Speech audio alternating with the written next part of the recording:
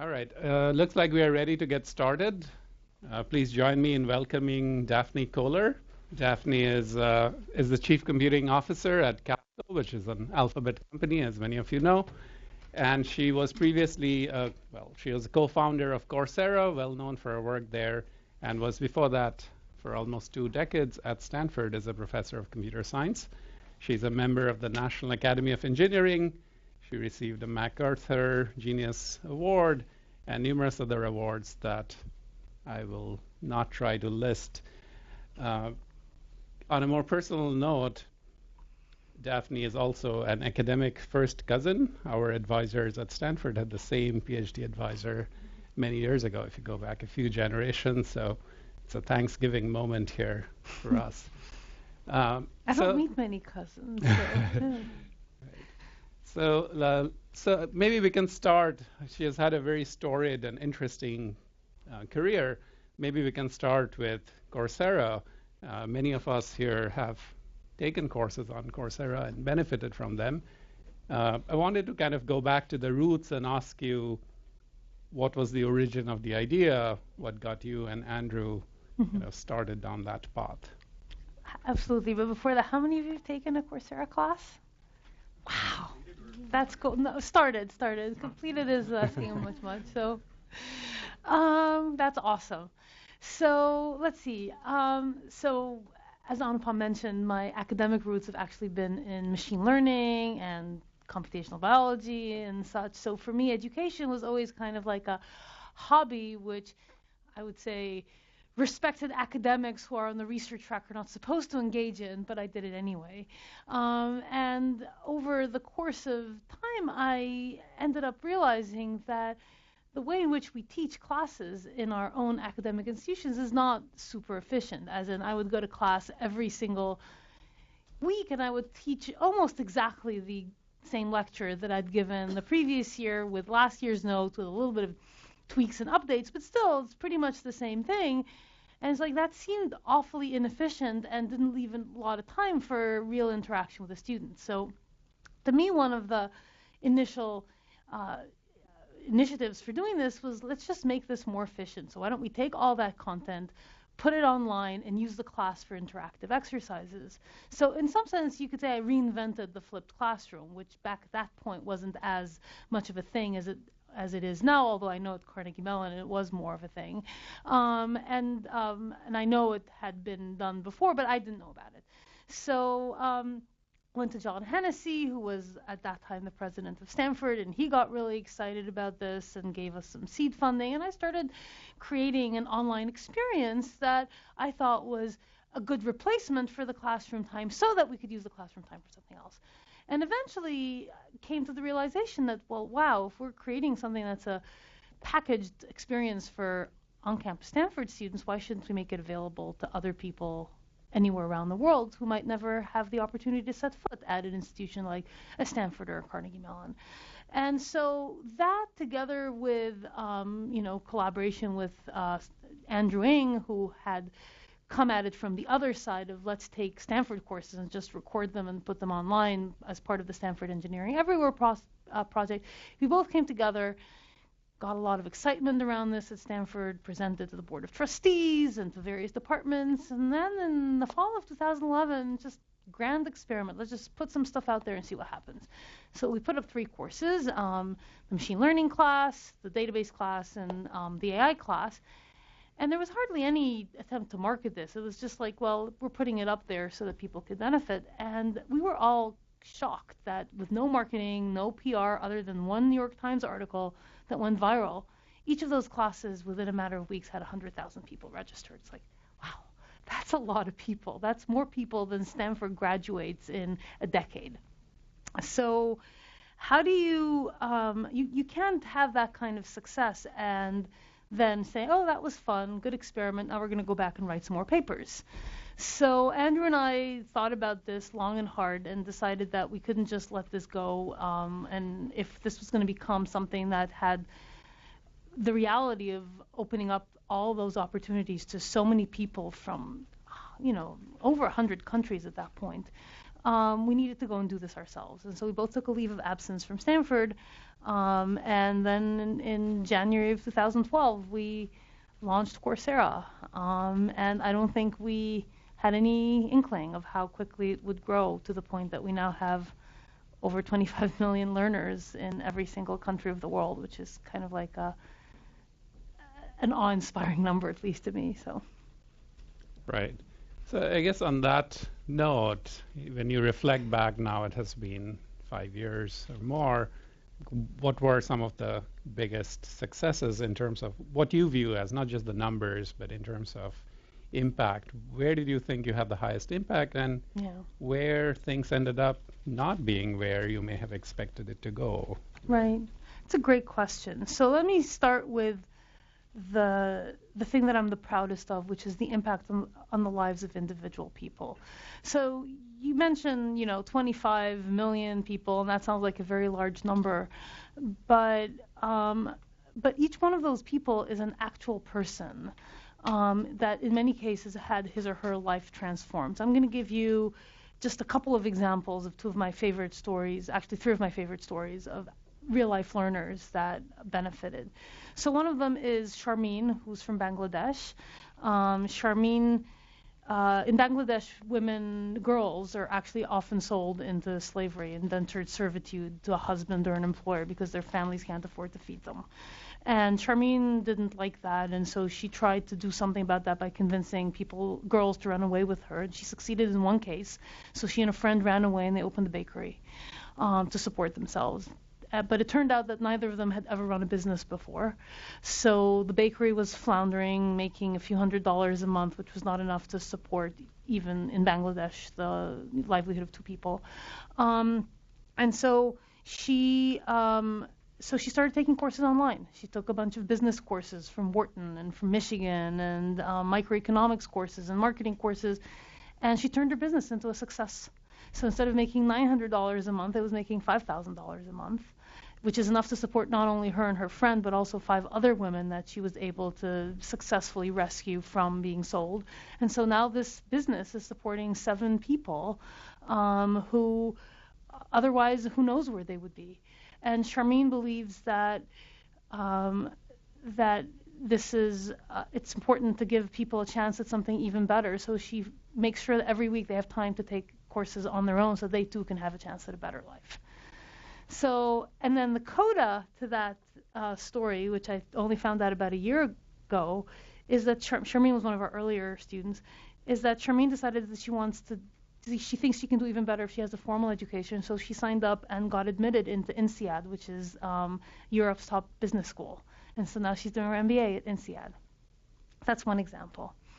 Another example is Scotty Rushing, who was a poor boy from Florida, came from a family where no one had ever gone to college, was a star student in high school, got a scholarship to go to UT Austin, but his family said, what do you mean go to college? You need to work to support your family. So he declined the fellowship and went to become a taxi driver. And then when the recession hit in around 2000, he just got laid off from one week to the next. And since he had not been able to save a lot of money, living week to week off of his paycheck, basically within a matter of a couple of months, he lost his home.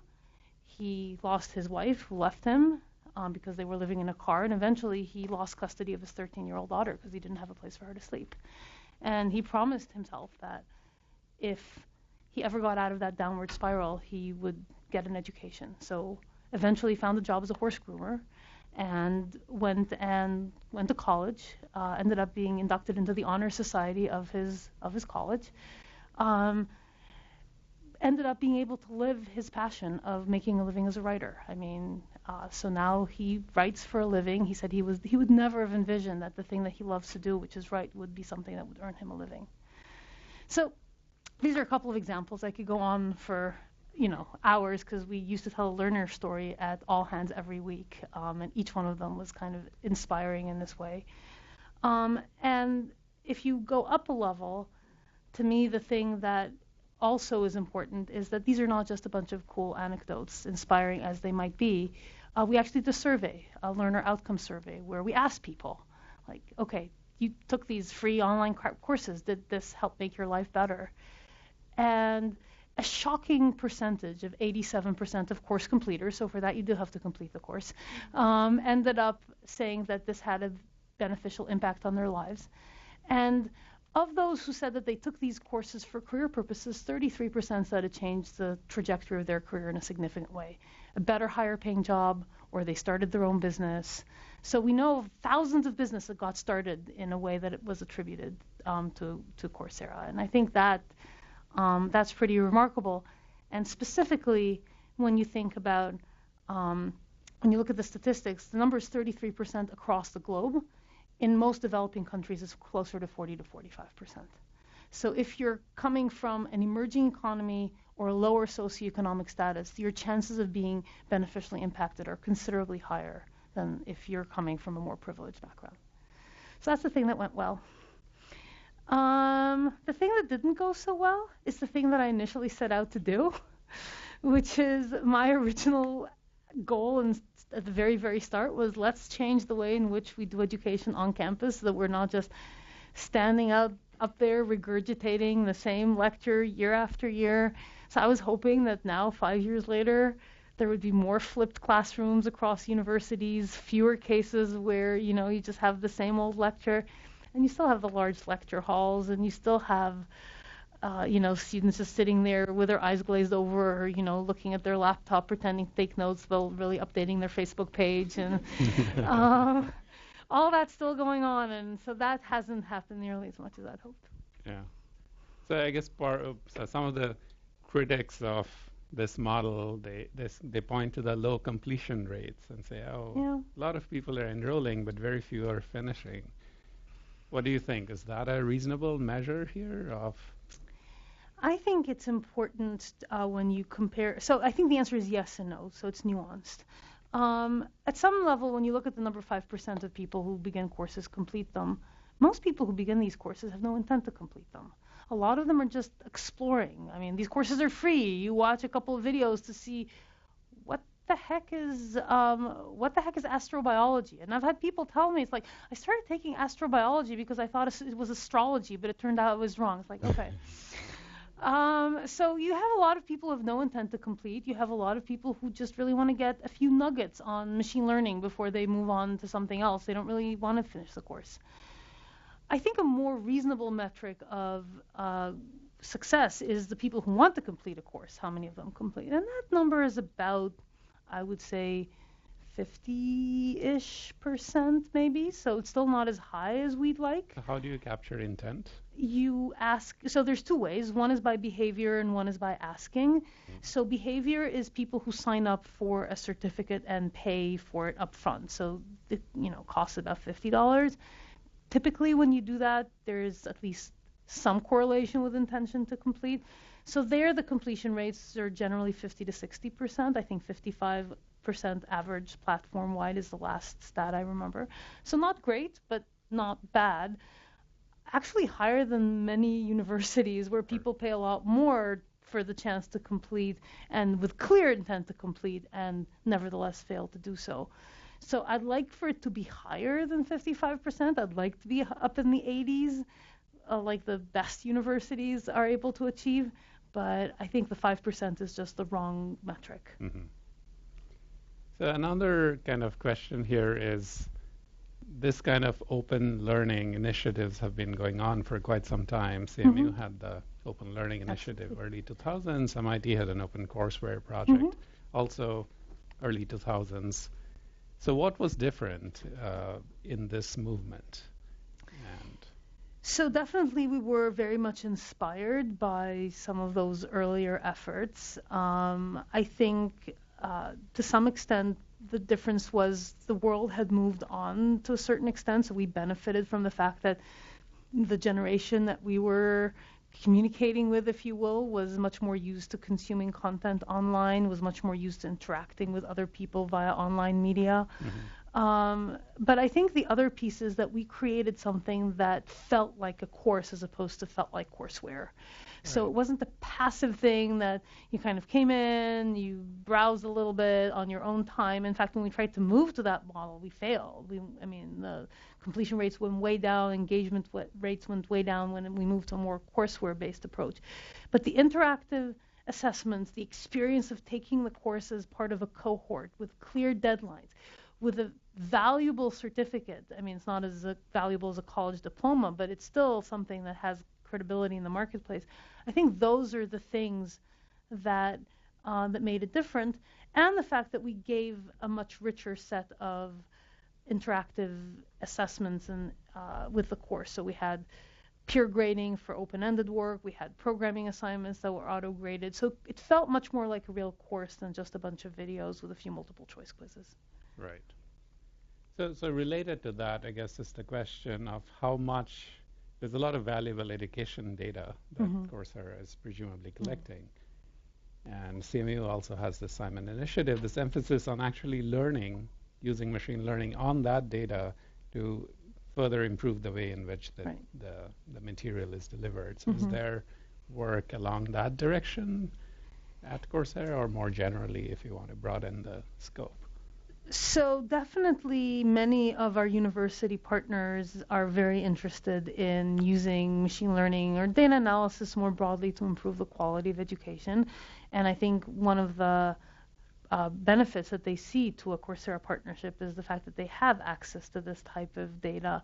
And there's been, probably well over 100 papers written by people from, the University of Illinois and University of Michigan, and a lot of our partners in interpreting conclusions from their Coursera data, and also even running experiments. So University of Illinois actually did an interesting experiment of what happens if you make the courses longer or shorter. Do people prefer shorter courses that are more compressed or longer courses? And they also tested instructor engagement. So they ran 2 courses in parallel, A/B testing or case control, whatever terminology you'd like. And, one section got a lot of instructor interaction on the forums and one got none. And did it make a difference? And the answer is it made a difference, but only a little bit. So it didn't make a difference to completion. It didn't make a difference to student outcomes. It made a difference to engagement in the forums. So if the instructor was there, people engaged more with the forums, but it didn't necessarily affect class performance. So I think there were a lot of studies along those lines. We at Coursera are doing some of that as well in-house, much more focused efforts with the goal of saying, for instance, one of the things that we initiated at the very early days was what we call in-video quizzes. So instead of having the video come to an end and you have a quiz only at the end of the quiz, it's kind of like asking questions in class. So the video pauses and then the question pops up and it only continues after you answer the question. It doesn't count for a grade, but it forces people to engage with the question, actually more so than you would in a physical classroom where the instructor asks a question and 1 or 2 people get to answer and no one else gets to answer. And we thought it was a good idea, but thinking something is a good idea and having data to support that are 2 different things. And so we actually tested, and it turned out that courses that have more in-video quizzes have a higher retention rate than ones that don't. So there's a nice linear correlation. It's not a huge effect size, but there is an effect size, and it's a statistically significant p-value, quite significant. So you're encouraging us to quiz these people more. Yes. We can always blame Daphne next time we ask you more questions. So maybe I'll open it up a little bit before I transition to other parts of her career. Any pressing questions from the room? Yes. Please press the microphone, push to talk. So earlier you mentioned that there are about 25 million plus users now, and they've span across all different countries. So considering that the user base is so diverse and they probably have very diverse background as well, and the demographics. So how did you approach design, or what are some of the things that you had in your mind on a high level to kind of, address all of these diverse user base? Yeah, it's quite a challenge on many levels. So some that were unexpected to us were cultural biases, ranging from the fact that a baseball metaphor might work really well in the U.S. and has 0 value in most other parts of the world. So that's something that, our instructors had to learn, to things that are like, we had some gender issues about women's dress code if they were the instructor on video, and some students like, well, we don't dress that way in our country, and those are tricky to navigate because there really are very different social norms and points of view that are both legitimate, and how do you navigate that? The other, I think, difficulty, of course, is just catering to different levels and different backgrounds. So courses that are taught at the graduate level at an academic institution, and you have a 13-year-old that's taking them. How do you sort of water down the content to make it more accessible so that you reach a broader audience, or do you keep things at a higher level? We generally try to leave those decisions to the instructors, but at the same time, we've tried to give some guidance. So for instance, if your course requires a certain level of background, it's helpful to state that clearly up front and point people to resources that allow them to ramp up on what's needed so that they can be successful in the class.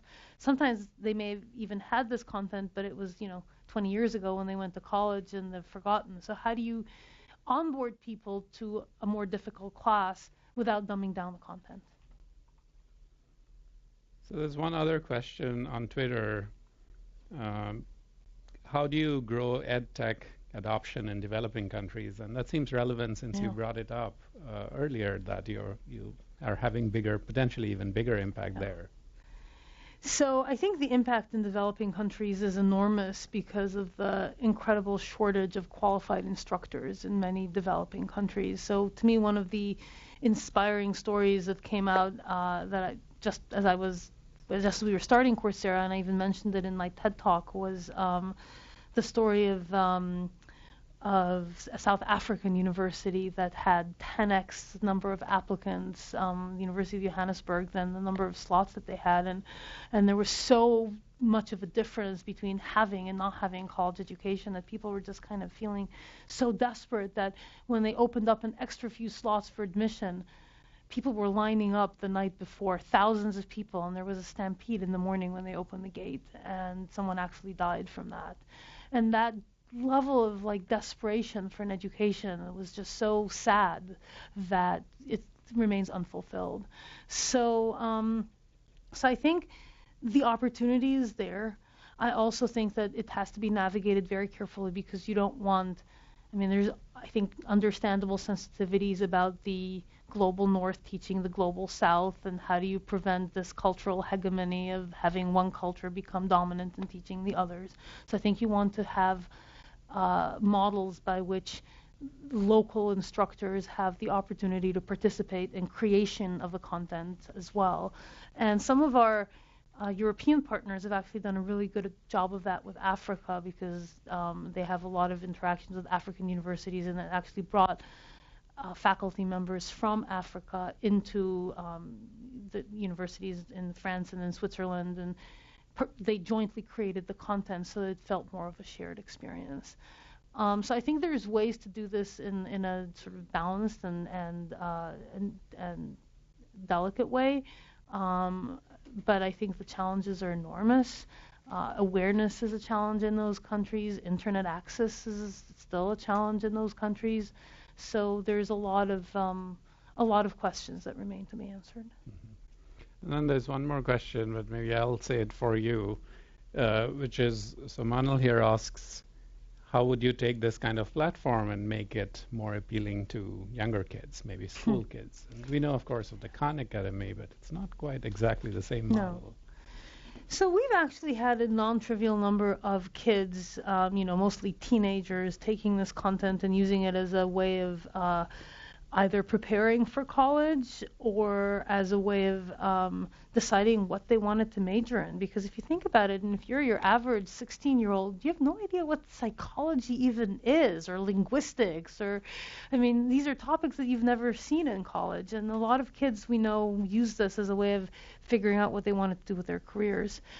I think if you wanted to appeal to younger kids than that, like the 6, 7, 8-year-olds, I don't know that what we have is the right user experience to engage a 6-year-old in teaching them phonics and basic arithmetic. I think the Khan Academy has done a better job of that, but actually this is a place where some of the work that's done in cognitive psychology and how to make interactive games that teach things as part of having fun as opposed to in a more didactic way are really, really valuable. And there's some nice sort of smaller players in this space that are working on that.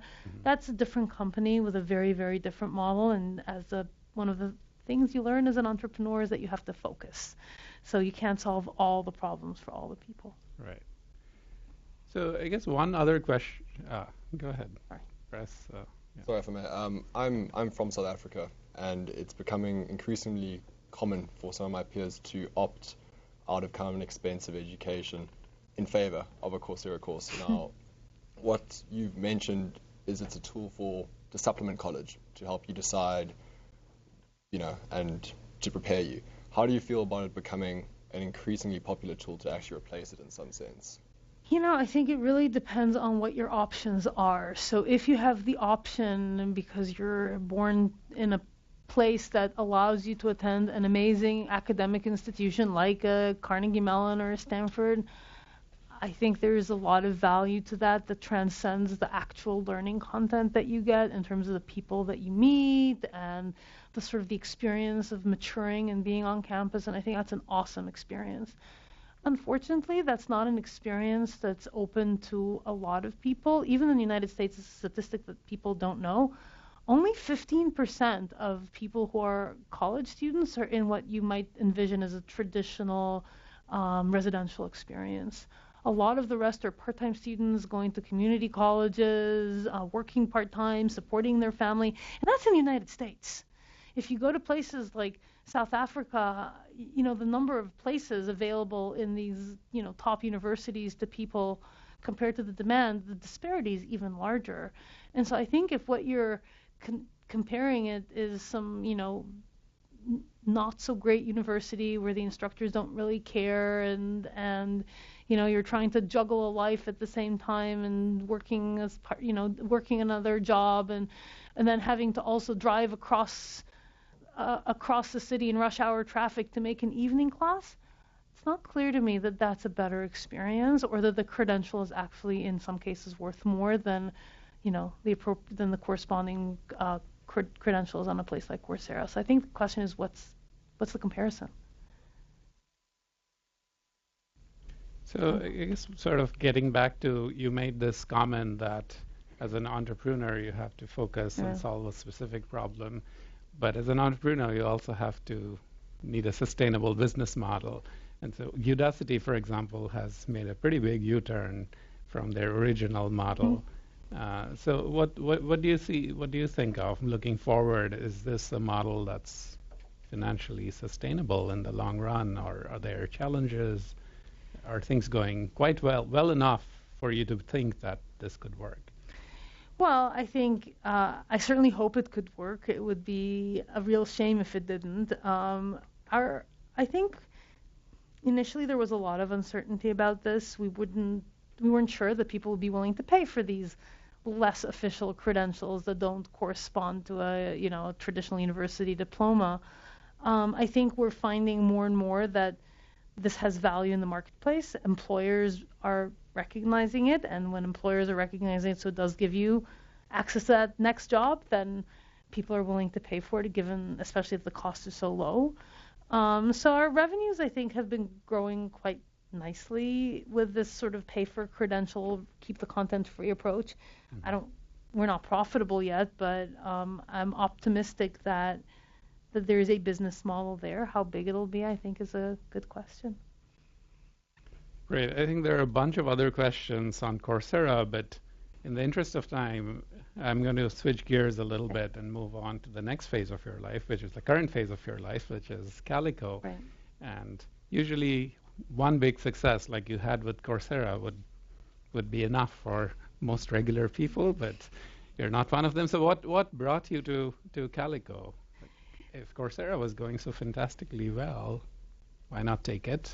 Keep your focus on that. Was there some other? Yeah. So, I had, I would say, almost more than an opportunity, almost an impetus to leave Coursera actually 3 years earlier when my leave of absence from Stanford came to an end.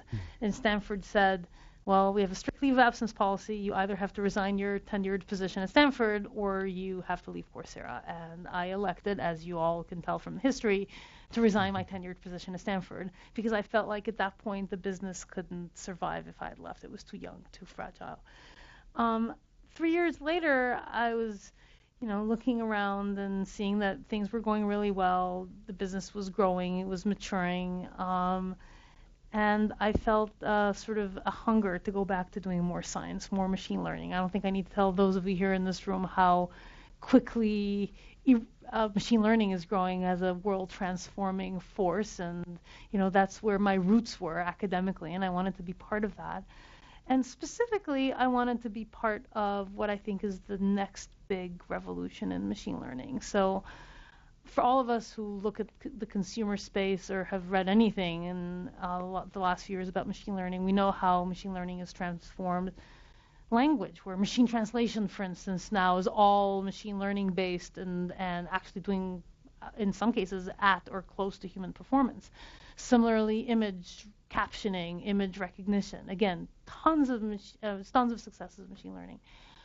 That's been enabled by three things, those successes. One is the availability of lots and lots and lots and lots of data. The second is the development of machine learning algorithms that are capable of making use of all that data in a thoughtful way that exploits the structure of the problem. And the third is the cloud, the availability of enough compute resources that you could actually train these models. I think the next big frontier on that is biology and health. Because up until now, when you talk about big data and health, that's been a euphemism. There hasn't been big data in health. Big data has been, we have 10,000 records. Or if you look at some of the larger ones, 100,000. That's big data in medicine. We're moving away from that. So one of my favorite papers in this regard is a paper called Big Data, Astronomical or Genomical. You can look it up. It was in PLOS Biology in 2015, and it draws a graph. The graph is the growth on a logarithmic scale of the number of human genomes sequenced as a function of year. It starts out from around 2001 with 0 because we had one human genome sequence, so log of 1 is 0. And then it goes up, and a few years later it goes up to 3 when there was the 1,000 Genomes Project. And then it continues to go up in 2015, which is when the paper was written, sort of nice straight line in log space. And then depending on how you extrapolate the line, which is growing, by the way, about twice as fast as Moore's Law, twice as fast. So if you extrapolate the line at Moore's Law, at Illumina's projections, Illumina is the largest sequencing company, or at historical trends, the number of human genomes sequenced by 2025 is predicted to be between 100 million and 2 billion. Okay, now think about those numbers. And that's just human genomes. It's not microbial genomes, it's not transcriptomes, it's not proteomes, it's not electronic health records with images of physiology, it's not anything with model organisms. None of that is counted in that number. So in a decade, biology is going to be where imaging and language are today, with so much data and not nearly enough algorithms and methods on how to interpret it. And so I think this is a hugely important transformation because it affects all of our lives, all of our health. And people who really speak biology and speak machine learning, there's not a lot of them. So it's important for people with that background to try and make a dent in that. So are there specific kinds of problems in the space? So the like EHR data versus genomic data. So are you more interested on the using machine learning to advance sort of genomic science, or the EHR data, clinical notes, those are going to be used for other things, right? Like radiology imaging, for example, where there is this kind of prediction that a lot of tasks that are currently done by human radiologists will soon be taken over by these machine learning systems that can detect whether someone has skin cancer or not. So I guess I'm not formulating the question correctly because I don't know enough about the space. So maybe you can give us a kind of a map of the space Sure. where sort of biology and science versus more sort of day-to-day healthcare needs. Right. The practice of healthcare versus the science behind it. So let's see. Boy, that's a very open-ended question. So let me formulate some thoughts. I think the practice of healthcare is sort of grossly behind where it needs to be in terms of using the available data, even in terms of what's known in medical journals. And I think to some extent that's inevitable given the sheer number of papers out there and the extent to which they contradict each other. So if you're a clinician, you can't even begin to keep up with the literature. And even if you were to take the time within the scope of an afternoon, you could run across 10 papers, all in top journals, that are stating almost exactly contradictory positions to each other in terms of should we eating carbs or not eating carbs? And what about fat? And what about fat from, is it only red meat fat or is it also fat? I mean, it's just the number of sheerly, and that's just on the nutrition side. I mean, when you get to medication, it's equally bad or worse. So that's an area where I think there are huge technical problems, but I think equally challenging is just the social problems of data sharing, getting people to record data in a reasonably uniform way so that there's nomenclature that's consistent across different record keeping. And I think there's a lot of work that needs to be done there that's actually not even technical work. Before you even get to the technical question of making the prediction, how do you just organize the societal aspects around this? That's not what we do at Calico. What we do at Calico actually starts at it from the other side, which is we need to understand the biology so as to design better interventions, because a lot of the interventions that we've designed so far, they deal with the symptoms rather than the underlying aspects of the disease. So they kind of alleviate the pain, but they don't actually address the fundamental problem. So a lot of what we do is really, I would say, machine learning in support of basic science, which is understanding what causes the problem and then coming up with a therapeutic intervention that really addresses it. And I think that's hugely important. I'm a big fan of science. I know that's not necessarily a universally popular thing today, but I'm a big fan of science.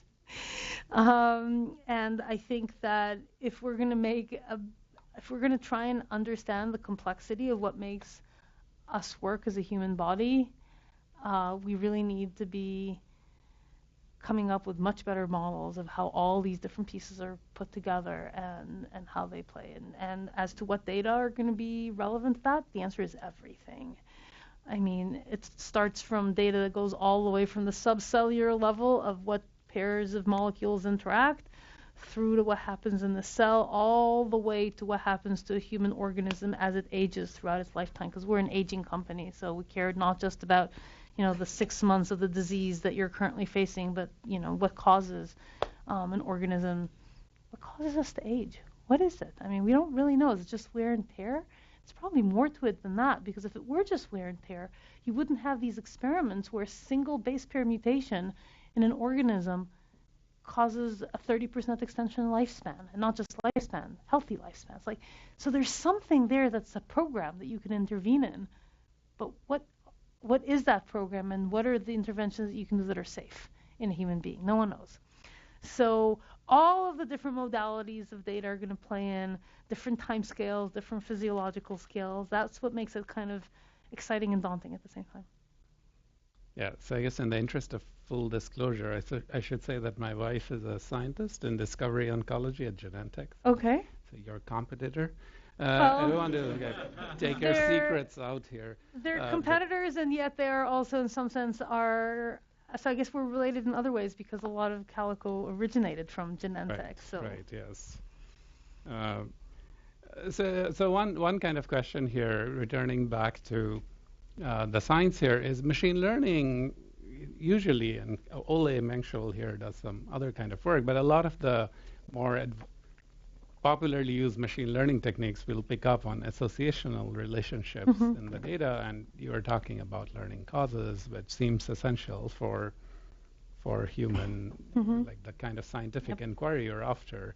So where do you see kind of the mismatch or match between what we know how to do well at scale versus what you might need in your work? So I think that's a really great question. Uncovering causal as opposed to associational correlations is always really challenging. We have some angles into it in biology. One is genetics. So if something is in your genome and then there's an associated effect on phenotype, you have some chance that it's causal, or at least that there's something causal in linkage disequilibrium with it. So at least it gives you the starting point for looking for a causal association.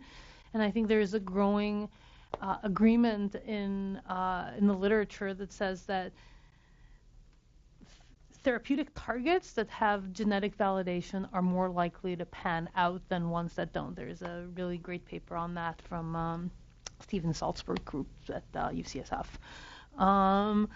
The other place where we now really have a unique opportunity to uncover causality is new technologies, specifically CRISPR, which allows you to edit the genome and then grow an organism with that edited genome to see what happens to its phenotype.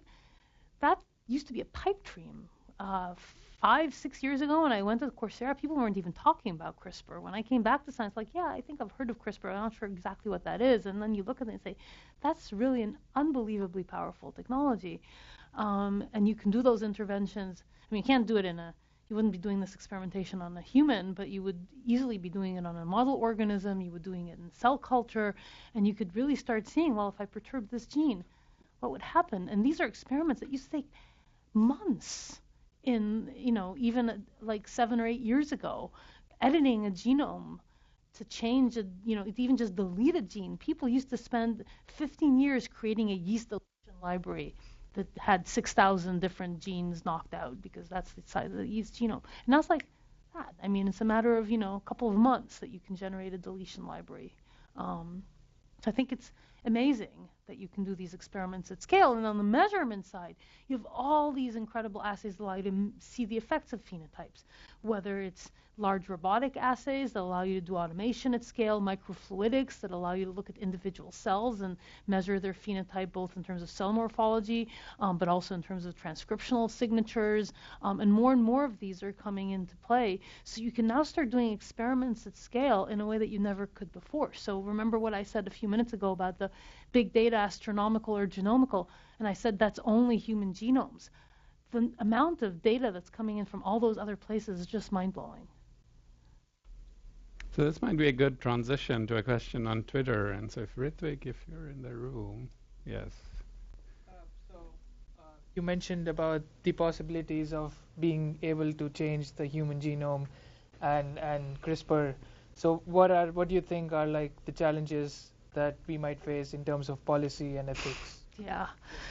Boy, that's a tough one. It's good that you asked that because oftentimes people ask me the question of, the ethical question about AI, which is, oh my God, computers are going to take over the world, and do we need to defend ourselves against the killer robots? And it's like, I don't know which world you're living in, but in my world, that's like, I don't know, we're not even seeing that on the horizon. Computers are getting better and better at solving very clearly defined tasks. They're not getting better and better at general intelligence. And so I know some people perceive this as a risk. I personally think we have plenty of years to worry about that one before it becomes relevant.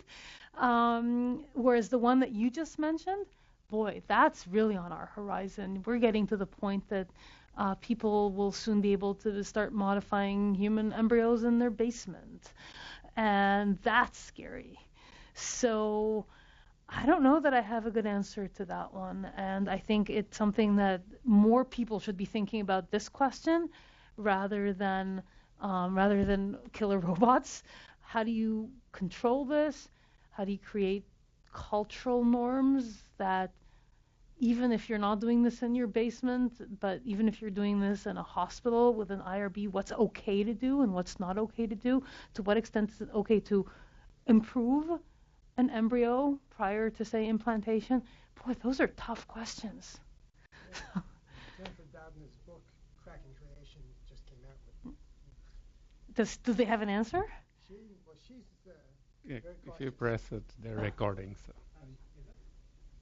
I was just saying, Jennifer Doudna wrote a book that came out recently called The Cracking Creation, and she addresses exactly this issue. And she's, very, very concerned, of course, and she's one of the co-inventors of the whole CRISPR technology. Yes. Yeah. So does she have an answer to this question? Well, hers is impractical, I would say, in the sense that she hopes it doesn't happen. Okay, that's mine too. Any other? Yeah. I have a question that kind of related, because you're talking about having technology that can edit the human genome, and then right now there's a lot of work in mapping the human genome. Mm-hmm. So do you envision a future where people will trademark certain changes to the human genome or certain mutations or variations to the human genome? And is that something that you think could happen in the future? Oh boy, now I'm out of my depth because that's a legal question. I don't know. It's hard to predict. There's been case law on, what you're allowed and not allowed to patent in medicine, and it keeps shifting. So I can't possibly make a prediction on that one. I think there was, yeah. We have to hold it. Press and hold, yes. So you mentioned earlier that the people with expertise in ML and computer engineering and bio would be in very, very high demand. So I'm hiring some, if any of you are looking for a job.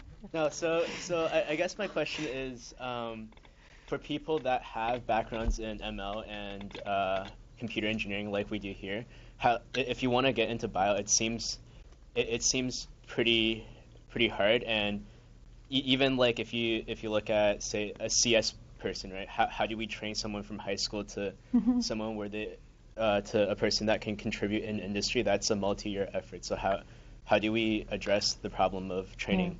Coursera. So that's a great question. So I will admit that when I started to work in computational biology, it was in 2001, and that seems like a long time ago to you all, I'm sure, but I was 5-6 years post-PhD at that point. And so I wasn't trained in biology. I barely had high school biology, certainly nothing in college. And you learn, and you need to be willing to ask stupid questions and come in with the confidence to know that you have your own expertise. And so if you're asking a stupid question about biology, that's okay, because maybe you have expertise that others don't. And that's how people learn, is by asking questions. I think if you are still in college, taking a few classes in biology or genetics or whatever is super helpful as a starting point, but I wouldn't get deterred just because you haven't had a full-blown undergraduate and PhD in biology means you can't do this work, because here I am, right? So I think it's really important to have a passion for science and a willingness to learn and to declare ignorance and seek to understand. There's a question there. So just to follow up on that question and kind of merge it a little bit with what you all were talking about with AI, knowing a lot of people that are graduating from med school and going into different residency programs, the running joke is all the ones in oncology aren't going to have jobs in 10 years because of AI transforming those fields into fields like that. And so thinking about people that are in that type of medicine then coming back, because a lot of them have that biology background, and a lot of them, especially in med school, have a great math background and computational background, like coming back into the fold in that way. So like, how do you see that potential disruption? Do you see that as kind of scoffing that off, as AI isn't going to be there in 10 years for disrupting that type of field, or do you see it disrupting, and how does that play out? I think oncology is a very broad space that ranges all the way from, the pathology of looking at tumor samples on a slide through, oncological surgery, all the way through patient care. And I think some of those are going to get disrupted much faster than others. I would say that within a matter of 5 years, a computer will probably be able to read a histology slide or a radiology image as well or better than a person, if we're not quite there yet, which we might already be in some specialties. And once we have enough data sets that have been acquired and appropriately labeled, computers will be there because they're just so good at images, much better at images, I think, at this point than people are. When you get to more of like, here's a full-blown patient record, need to understand all the characteristics of the patient and the, the literature and so on and so forth, at that point it becomes murky because also it's kind of, there's no ground truth. You have an N of 1 for every patient and you don't get to do the counterfactual of what would have happened had I treated this patient this way or that way. I think that one has a longer lifespan as a profession than the purely image-based ones where there is a ground truth. But I think that's perhaps for good reasons, but perhaps for not so good reasons just because it's so hard to evaluate. The last piece of it, which is the personal connection that you make with a patient and kind of willing them to live and providing them with that sort of feeling that someone cares, that one I think we have a long ways to go before computers can replace people in that. That being said, you're right that there's going to be fewer physician jobs in certain professions than there are today, and I think there is a very natural path for some of those people to come back and apply machine learning techniques and be part of that thread of the profession, of the field. So one other question.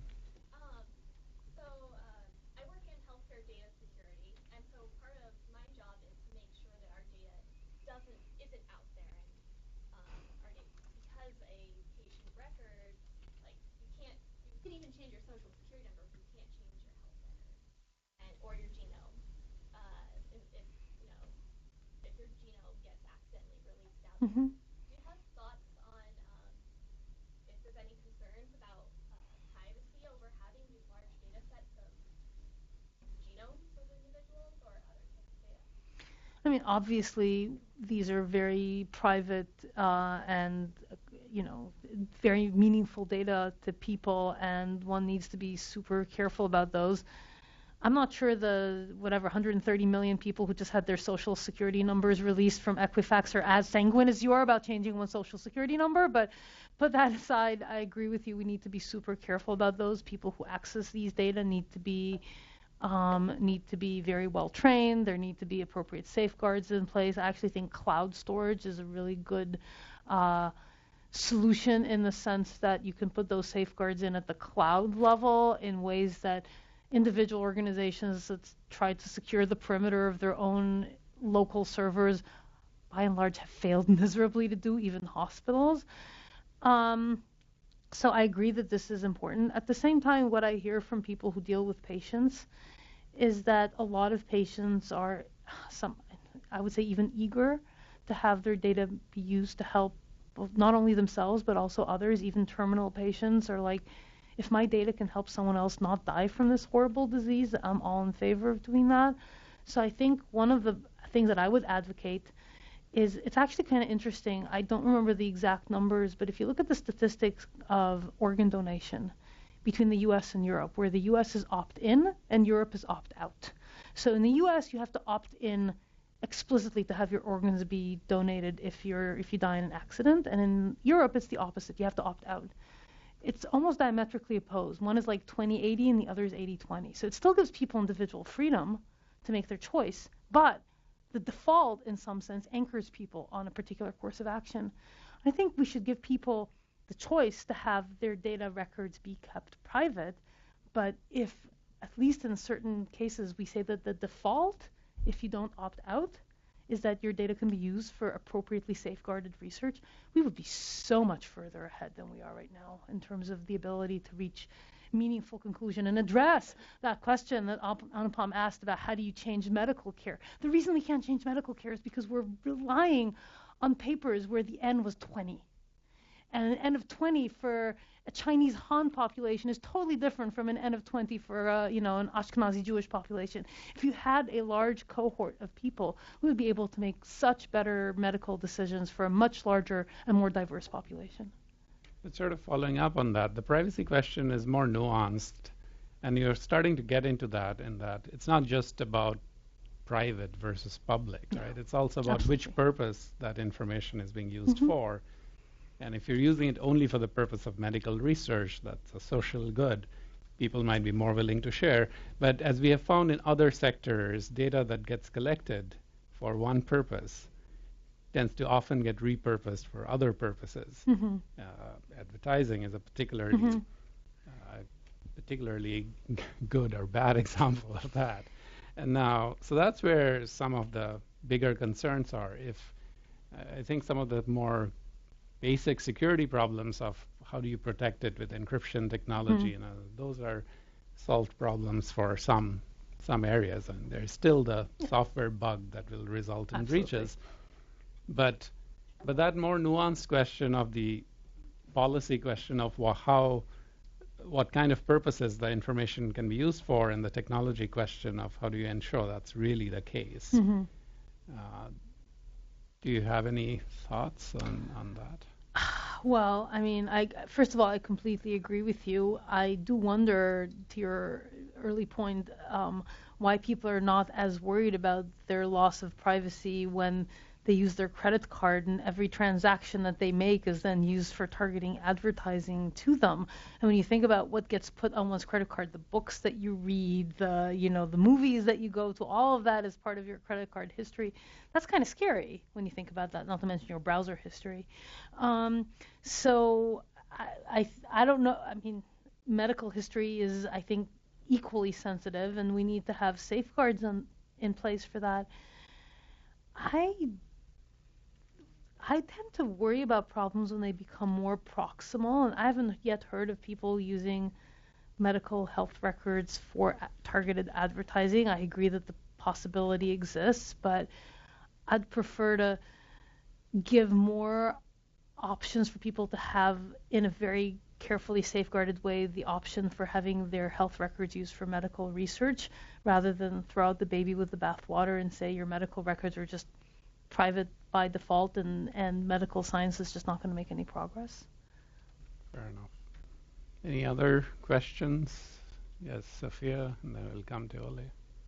Yes, so I guess going back to the question of like these purposes and ethics, I've already dealt with psychiatrists in Russia who require you to do a genetic test before they decide whether they will allow you to transition or not. And like I could work around them because I live here, but that is a huge problem for the LGBT community there. And I was wondering, like, I think this is a more pressing problem than what we do with CRISPR, because we already have all these genetic studies. And how do you think the scientific community should deal with the possibility that some of the discovered genetic information can be used for malicious purposes? Well, I mean, I think that examples of what you just said happen here as well. And, medical insurance is another really great example of a place where an employer mandated genetic test can potentially reveal risk factors that might then turn into pre-existing conditions and change your health insurance status. And so I think that this is a place where you're absolutely right. There needs to be better policies, better legislation in place on how genetic information can be used so as to prevent, I don't know if I'd call it malicious, but inappropriate use of medical record data to discriminate against individual people. So whether it's for situations like you described, transitioning, or situations like the health insurance here in the United States, one should separate that out clearly from use of data in an anonymized way for the purpose of furthering medical science. And I think those are two very different uses. One is you can do and should do with completely anonymized data, and the other one, you're talking about discriminating against individual people, so it's not anonymized by definition. And I think, to me, that's where I would draw the line. Is it anonymized or not anonymized, and is it for research purposes or not? We don't know how to anonymize. The privacy community doesn't know how to anonymize data. But that's another You're absolutely right. Anonymizing it but I think it's the intent that matters. That is the technical aspects of whether you're able to do this is one question, but are the data to be used in a way where using it in an anonymized form is as good? That's one thing. If the goal is to discriminate against individual people, then obviously that's the purpose. Ole, you had your hand up, and then we'll come to you. Yeah, a lot of good questions have been asked already, so I'm running out. So I'm quickly asking now. Since you have been, in academia with a very distinguished career, and also have been in industry for quite a while, I was wondering what you think about sort of collaboration models between industry and academia, especially being here in Silicon Valley. That I think is a very interesting question. You can, focus on machine learning if you want to, or talk more broadly about that. I think collaborations between industry and academia are really essential for a lot of reasons. So one of the reasons why, when my time at Coursera came to an end, I decided not to go back to academia was because I had tried as a professor at Stanford to do a tech transfer of some of the ideas that I came up with at Stanford to industry, and discovered that that was very, very difficult. Universities are not geared to find an appropriate,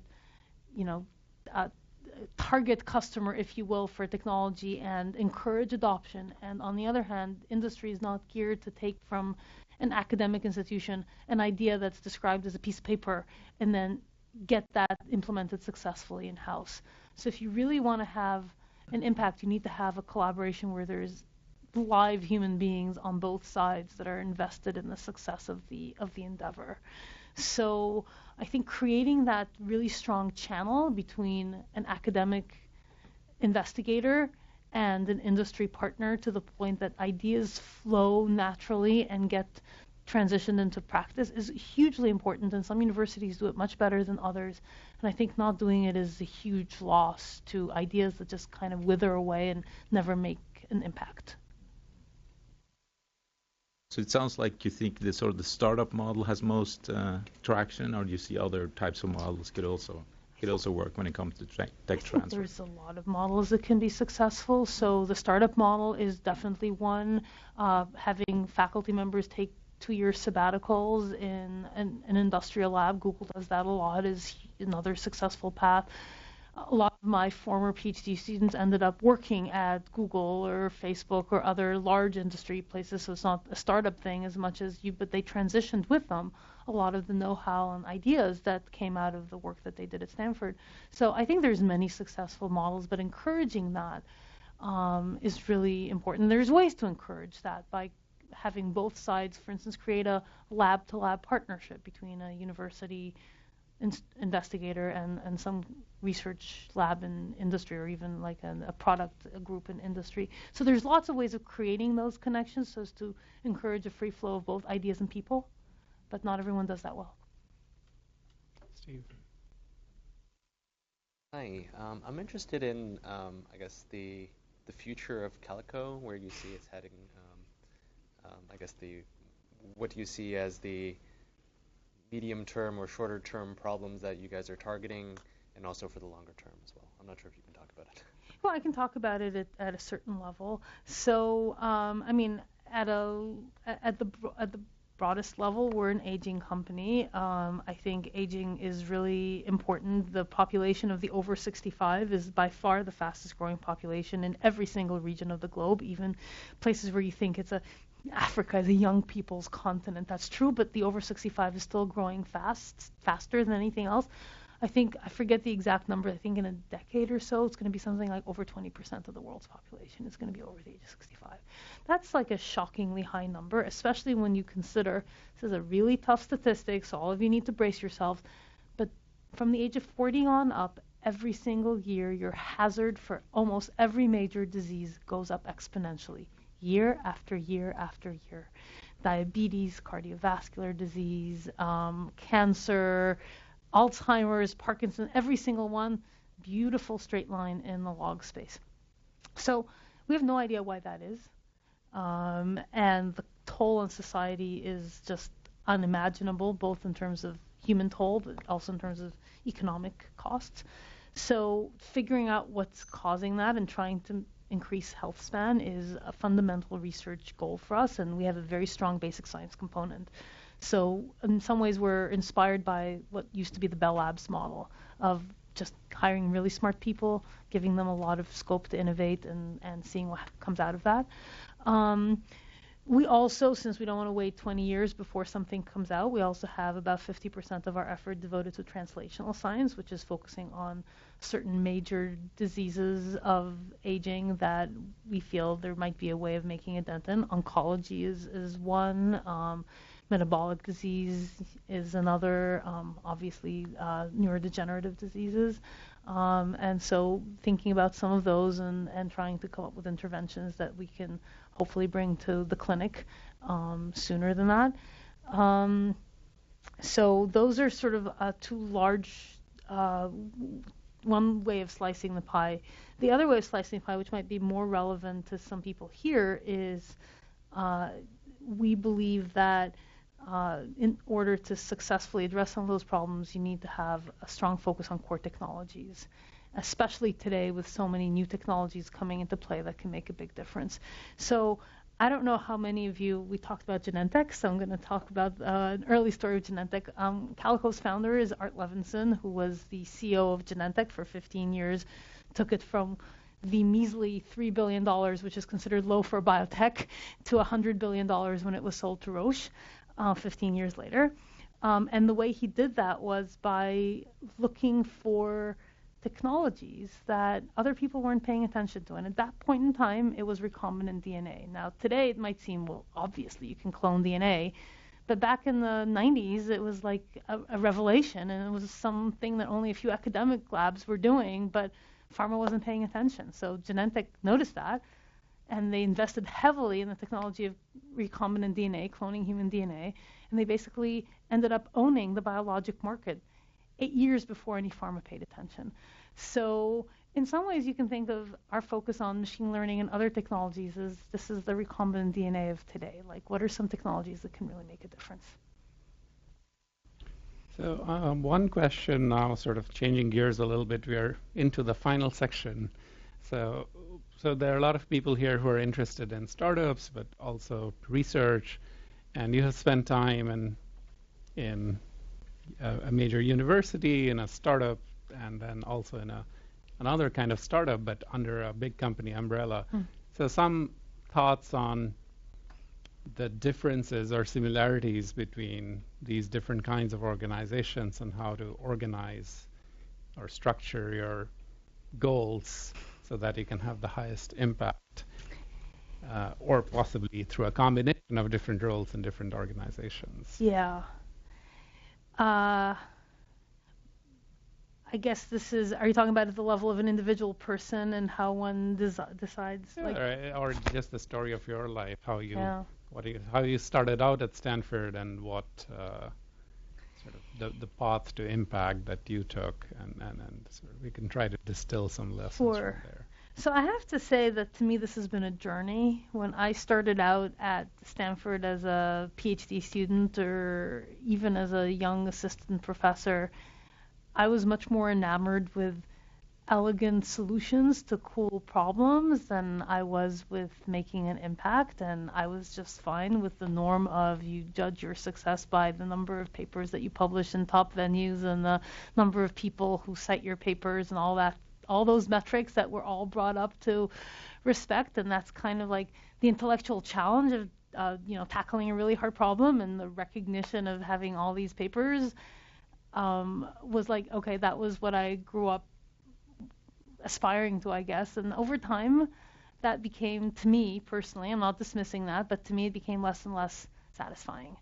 As in, kind of, okay, so we had, yet another paper, and yet another best paper award, but it's kind of like, it begins to become less exciting, and I began to have more of like a hunger to make a difference that I could really feel, as opposed to like 3 levels removed of, one of my students graduates and has an idea, and maybe that idea is inspired or based on something that they learned in my class or as my PhD student, and maybe they set up a company, and maybe someone eventually ends up using something that they came up with that makes their life better. It just seemed so indirect and so tenuous.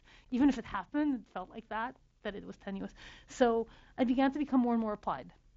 So I moved from, I would say, more theoretical AI to machine learning, from machine learning to applied machine learning, from applied machine learning to applied machine learning applied to computer vision and biology and health, and then from there to actually applying machine learning to health, and wrote some cancer papers and such. And that's when I started to try and commercialize some of the ideas by getting someone to actually use like the cancer diagnostics that we had come up with, which were actually really cool and gave much better predictions than standard cancer grading criteria. And I was like, you should use this. It's going to get your patients the care that is much more suited to what they really need, and no one paid attention.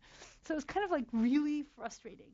And that was kind of around 2010, 2011. And then when Coursera came around, and it kind of like happened. I wasn't planning on it. It wasn't the career path that I'd designed to. And going into Coursera and reading these learner stories of people whose lives were like literally transformed by something that I helped make happen directly. Like people who could say that they now have money to feed their children because they were able to take an online class that I had helped make available to them. Even if I didn't teach it, I was instrumental in making that happen. That meant a lot to me. And so when I finished my Coursera stint, I wanted to do something that would do the same thing in the sense of, it's different, of course, and the timescales are much longer in health than they are in Coursera and in tech in general. But on the other hand, the differences are profound. If you can delay the onset of Alzheimer's by 5 years, that's, even if it's only 5 years, that's huge, right? So looking for something that you could look a real person in the eye and say, I helped this person make their lives better, or the lives of their families. And so to me, that's really what it's about. And I was looking for a place where I could make that happen.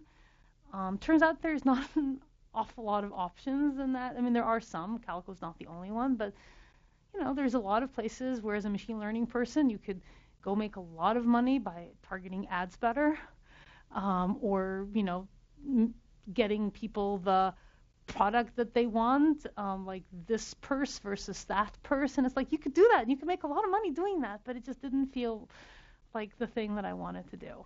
So I kind of narrowed it down to, at that point, health or education or energy, but I don't really know anything about energy, so that was really health or education.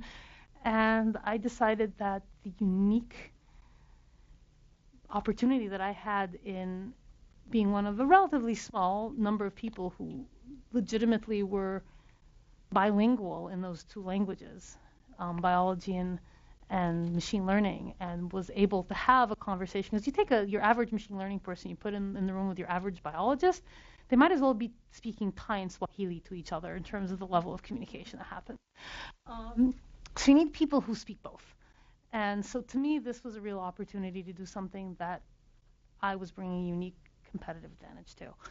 And coming back to your original question, which I realize is a really long answer to, but nevertheless, what I've always tried to seek in life is places where I bring a unique competitive advantage, in the sense that if they took me out and slotted in someone else, it would be hard to find someone who was able to do as well at that role. And that's not true for every role. There's lots of roles, including in machine learning, by the way, where there's a bunch of machine learning people you could slot me in for and would do as good of a job. This one is not one of those. So I think looking for places where you can make a unique difference to me, has been a good strategy in life.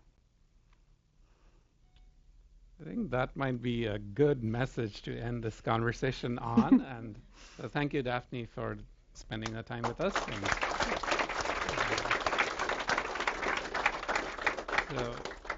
So Daphne will be around for the next half an hour, maybe 45 minutes. And as we consume the food that's outside, feel free to bring your questions to her. If I was not able to get to it, I know there were a bunch of other questions on Twitter that we didn't have time for. But this was a great conversation. Thank you again. Thank you.